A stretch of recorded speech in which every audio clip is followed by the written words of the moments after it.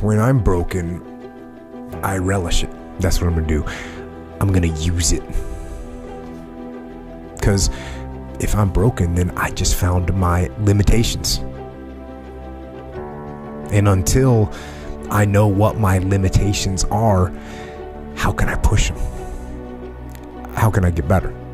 But once I see it, once I feel it, once I see where I was broken, then I can attack that weakness. I can fill in that gap. I can reinforce that breach. If you break, it means it's time to fortify your will to make it stronger. And look, there's all kinds of different ways to break. You can break physically, you can break mentally, you can break your heart, you can break your spirit, and none of those are fun, and all of those are gonna leave a mark. But the mark that they leave can be the mark of victory, or it can be the mark of defeat. Because every time you break, and in every way that you break, while it's a chance, it's definitely a chance for you to give up and for you to just to fall apart. But there's also opportunity. There's opportunity to get stronger, and get smarter, and get faster, and get tougher, and get more stable, and get more resilient, and get better. When you break, you have the opportunity to show the world, the whole world, what you are really made of. So if you break, if you break, the fight isn't over. In fact, if you break, the fight is just beginning.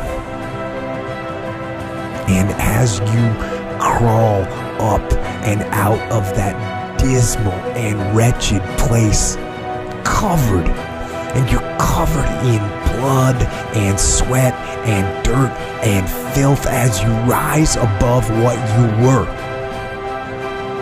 And as you take the form of who you are supposed to be, you will see that in the very act of standing up, in the very act of fighting on, you will become and you will remain unbroken.